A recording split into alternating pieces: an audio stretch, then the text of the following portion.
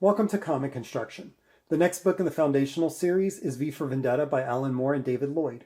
I own the 30th anniversary deluxe hardcover of the book from DC, which is a beautiful tome. This book is an oversized hardcover at 7.5 by 11 1/8 inches and has 366 pages. The dust jacket is black and white with a red foil application for the logo and most of the text elements, and has a soft touch coating. The V logo is embossed as well as foiled. So the small red text on the cover is also foiled. All of the red text on the spine is foiled. The large red text on the back is foiled. The smaller red text is not. And then there's some nice text on the inside of the flaps that is foiled as well. Looking under the dust jacket, the cover has this red and black art, which is under a soft touch coating, and then there's white text on the spine.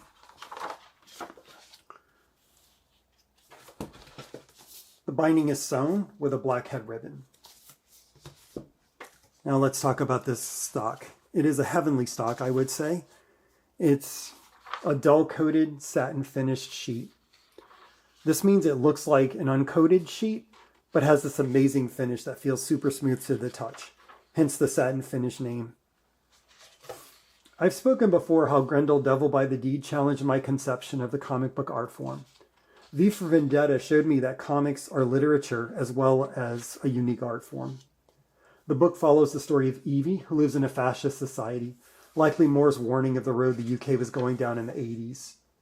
Sadly, this book is currently relevant as the United States is moving towards fascism in 2025, but I digress.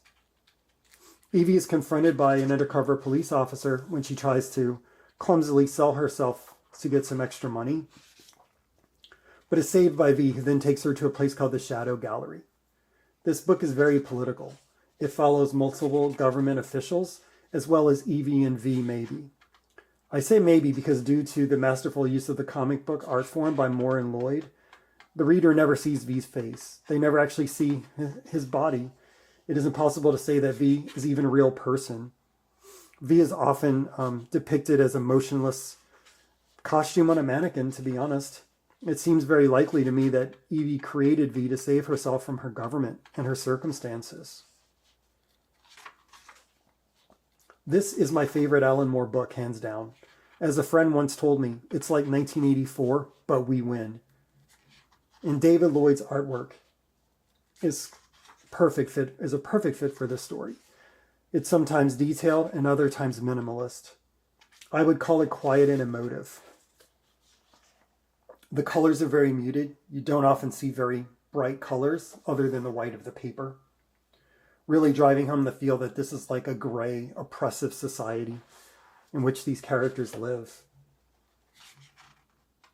I am considering ordering the absolute of this comic just because I love V for Vendetta so much, but this deluxe edition is such a beautiful book, I cannot conceive of not owning it.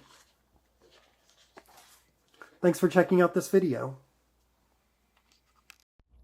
If you found this video helpful, like it and share it with a friend. If you like my videos, please subscribe to my channel.